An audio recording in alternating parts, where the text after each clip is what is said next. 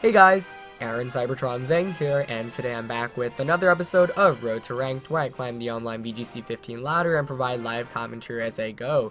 Sorry it's been a couple of days. Last week was basically my first full week of classes over here at college, so I wanted to get settled in and accustomed to those classes before, jumping back on YouTube. But I think I found a pretty good schedule in terms of uploads and getting schoolwork done and all that stuff, so I'm hoping to bring back daily content now, starting with this episode and moving on for the rest of the week. So it's really nice to be back, and I'll do my best to pump out daily content after this episode.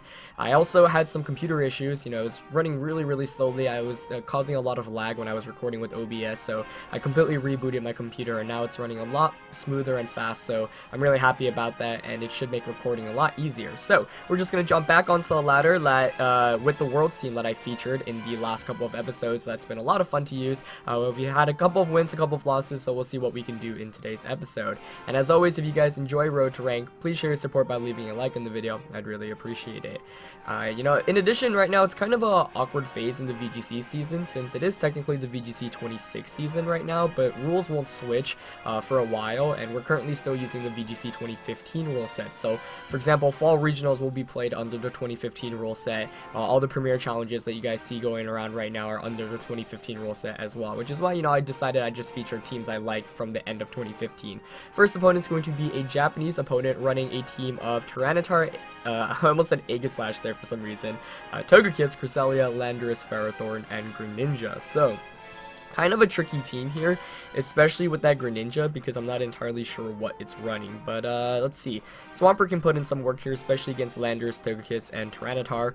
Blaziken can also one-hit KO the Landorus, the Ferrothorn, and the Greninja potentially if it's not carrying a Focus Sash. Sometimes it likes to carry Focus Sash, other times it likes to carry Life Form. Salaman's not too bad here, especially for the Intimidate, but Cresselia is probably what's scaring me the most right now. My best answers to Cresselia are either with Ferrothorn to lock it in and trap it, and I think Ferrothorn can be really good here, or with my Sylveon, get Calm Minds up and, just force a knockout.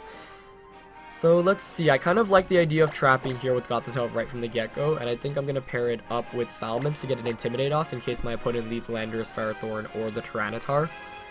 In the back, I definitely do want Ferrothorn here, and for my last one, Sylveon's not too bad, Swampert's not too bad, Blaziken's not too bad. I mean, all of those work. Blaziken actually makes the most sense to beat my opponent's Ferrothorn though, so I'm leaning towards Blaziken, but then that makes beating Cresselia a bit harder. So maybe I should not bring Ferrothorn and bring Blaziken and Sylveon instead. Yeah, I think I can go with that. I like that. Alright, we'll lock in and we'll see how this plays out.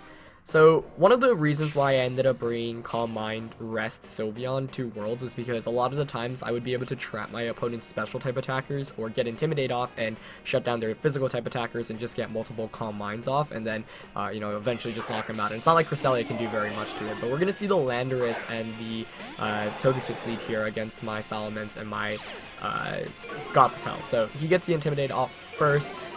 And I'm going to be able to, intimidate him back as well. But the thing is, he's currently trapped in. However, Landorus is a Pokemon that does get access to U-turn and often carries it. So, decent chance here my opponent's going to want to U-turn out. Let's see.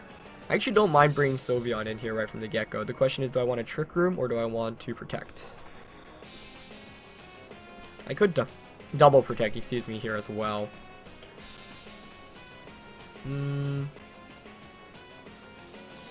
I'm going to Protect and switch out into Sylveon because I think he might want to U-turn the Gothitelle slot. I don't know whether he carries U-turn or not, so I want to see what move he goes for.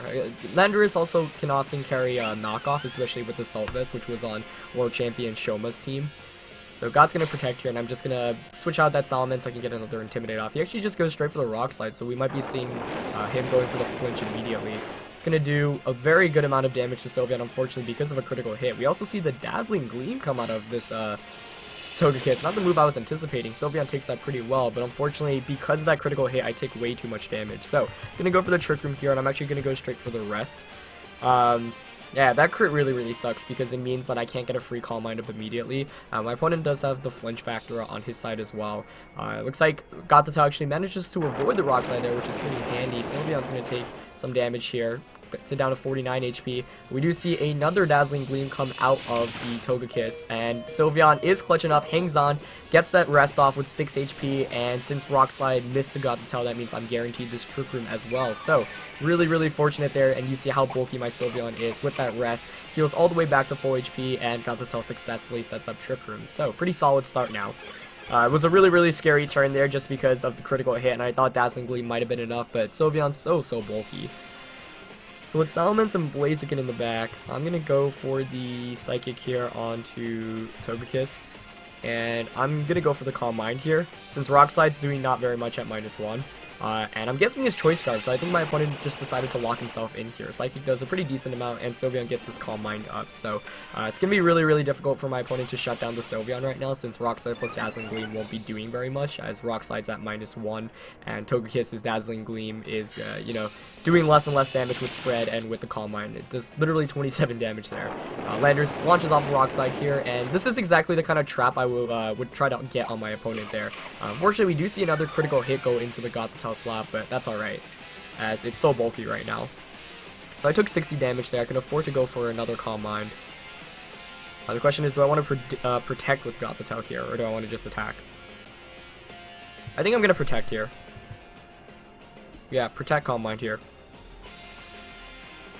And so now you really see how I would try to take advantage of the Gothitelle Sylveon lead, and that's why I used Rest and Calm Mind. And in this game, it's pretty solid to feature how well it can work if set up properly, and if your opponent messes up. So Sylveon now sitting at +2 special attack and special defense, and even with the 2 critical hits on Rock Slide, we still haven't been in too much trouble here. But of course, like as you can tell, this team does have some trouble if your opponent manages to get multiple critical hits. So I actually avoid a Rock Slide there from Landers, which is pretty cool. So this next one, I'm going to go for the Helping Hand and launch the Hyper Voice off. Now, the Sylveon doesn't have too much special attack investment, so Togekiss, a really bulky Pokemon, might be able to take this, but at +2 special attack and with the Helping Hand, we'll see. Sylveon is going to launch that Hyper Voice off, and it knocks out both Pokemon. Perfect. So, couldn't have asked for a better setup there. That's 3 turns of Trick Room gone, and as you see, I do have Salamence and the Blaziken in the back, so what this allows me to do is once Trick Room expires, my 2 fast Pokemon come out in the game and should seal it up for me. So, we're going to see Cresselia come out here, which I'm more than okay with, and that last one is going to be the Ferrothorn, which could be a bit annoying to deal with, but I do have multiple ways to, beat it here in the end. So, let's see. I kind of want to switch out the Salamence right now, or into Salamence. Since I don't have Protect. Could also switch Sylveon out into Blaziken, but I might take a Psychic in that slot, which wouldn't be good. Actually, you know what? I'm just going to Protect Goth. And Hyper Voice here. This game certainly isn't over yet with Cresselia and Ferrothorn on my opponent's end. If I had Ferrothorn here, I actually would have won the game, but yep, he's going to go for the Gyro Ball here into the Sylveon slot. Going to pick up the knockout there. Super effective. But I'm okay with that. Sylveon basically did its job this game. However, dealing with Cresselia here might be a bit more annoying. He did go for the Ice Beam there as Trick Room expires. So, I mean, I bring out Blaziken here. And I still don't have a great way to beat the Cresselia here, unfortunately, without the Ferrothorn. And losing Sylveon like that, perhaps not the best of ideas. I probably should have switched out into Blaziken there. Now I wonder if my opponent's just going to protect Ferrothorn and go for an attack, protect Trick Room. I'm expecting this Cresselia Trick Room here, because then I can reverse the Trick Room and then win the game.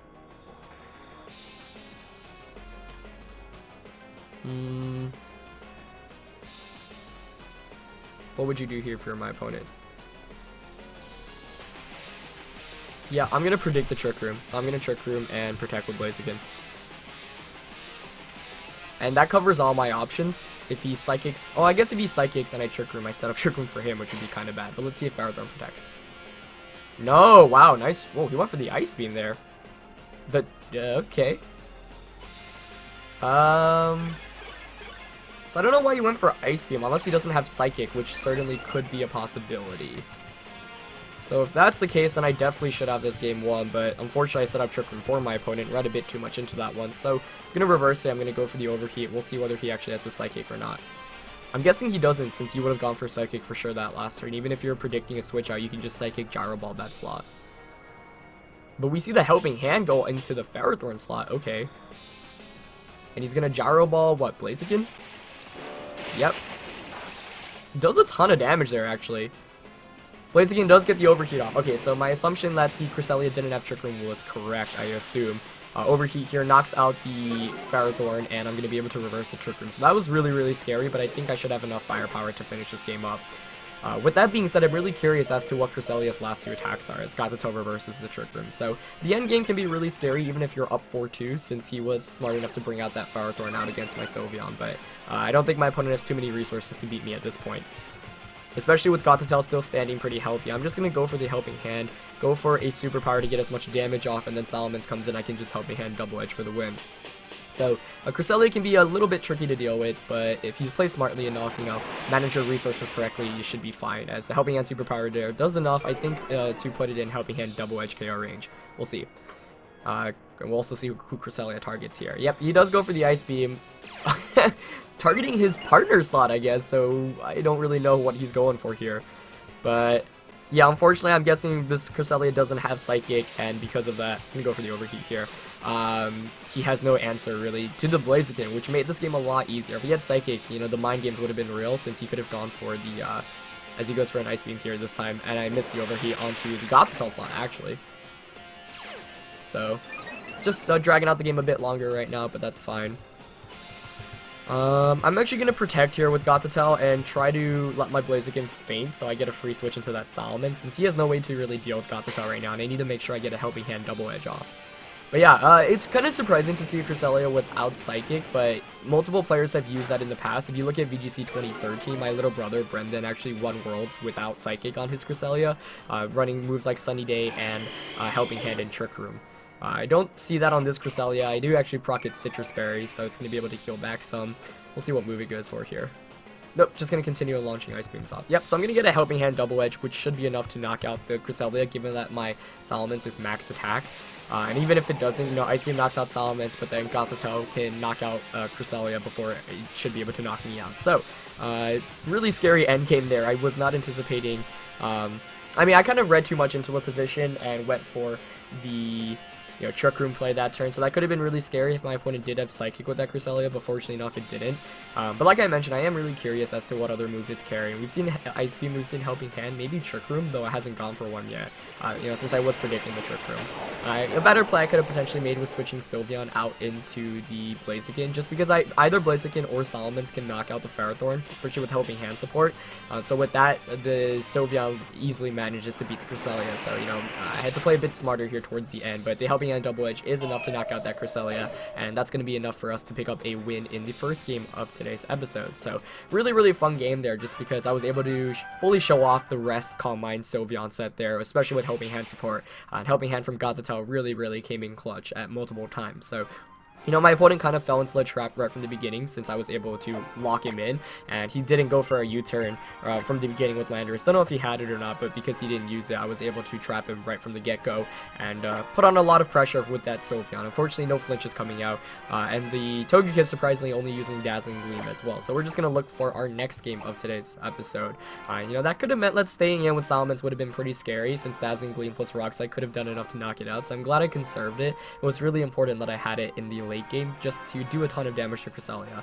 You'd imagine that Double Edge in itself does a ton already to Cresselia, add that Helping Hand support, and it's almost enough to pick up a KO. So that's why I love the Helping Hand support in general with this team, but especially with Mega Salamence, Double Edge, so strong. We're going to find a 1697 opponent from Japan for our next game of today's episode. This time my opponent's rocking pretty cool team, actually, of Salamence, Malamar, Crobat, Azumarill, Aegislash, and Amoonguss. So the Malamar here is really intriguing, but Salamence, as a Mega Evolution on my opponent's team. Crobat, really cool here as well.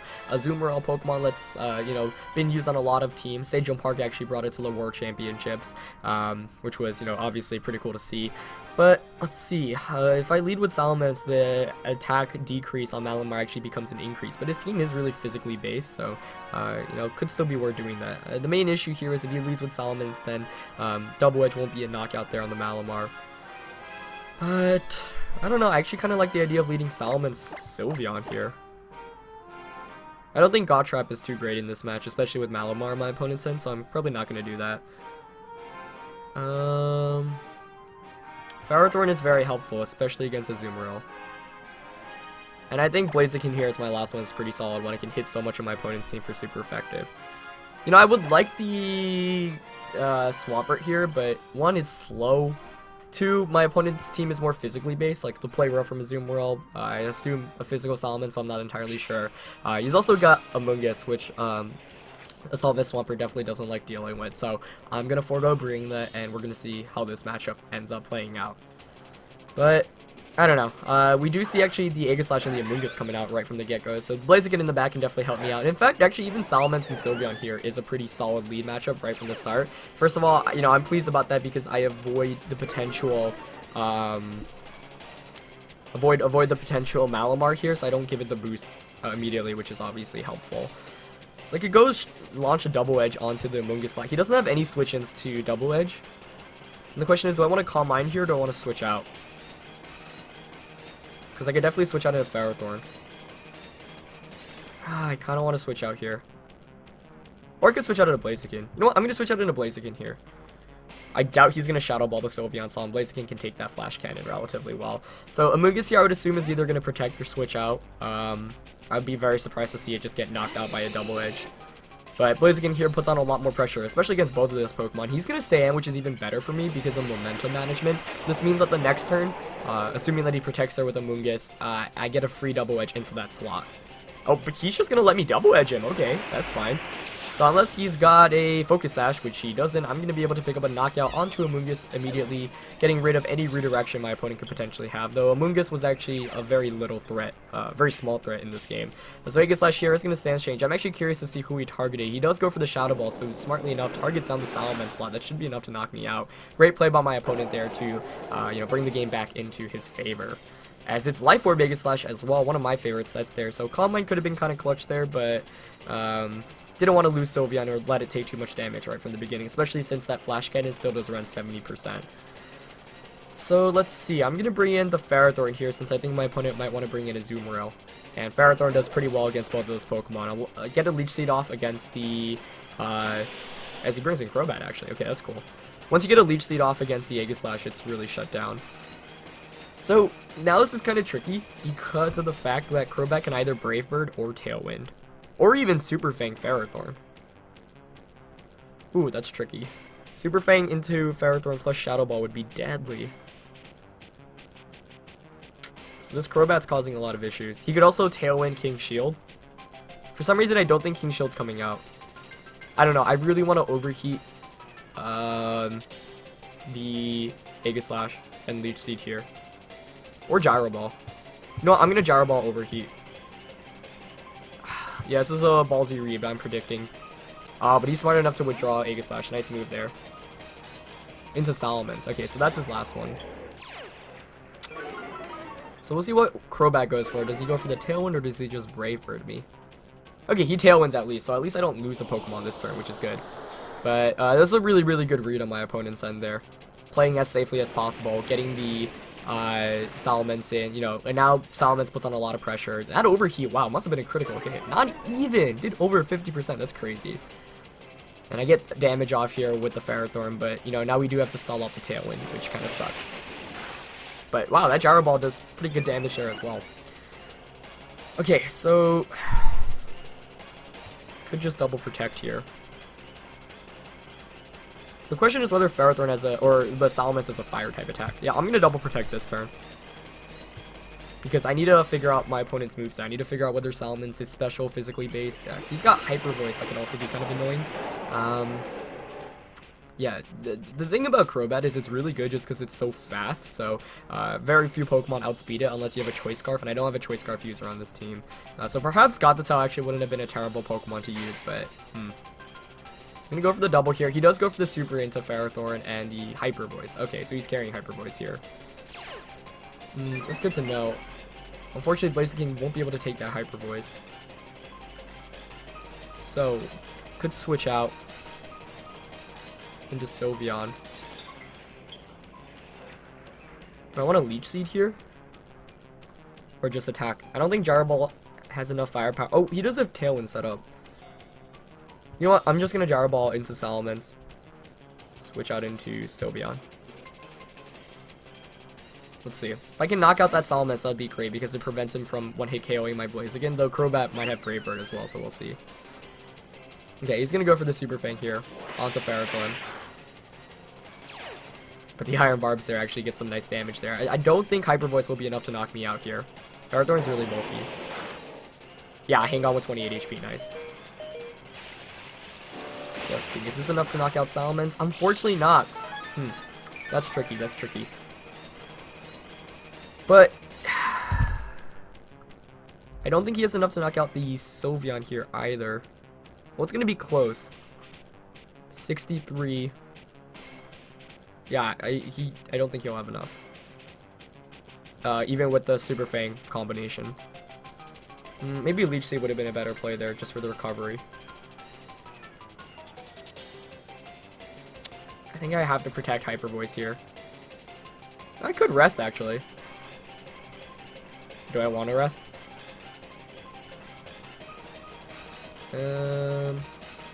I'm just gonna Hyper Voice. Yeah, I think Leech Seeding with Ferrothorn there might have been a bit better, or going for the Gyro Ball into Crobat to try to knock it out. Just because the thing about Crobat is it still puts on pressure against my Blaziken because, you know, you have Mind Games and you can just set up the Tailwind, so I'm not sure if I played that last turn fully properly, but he protects with the Salamence. Okay. Actually, that's a great play there.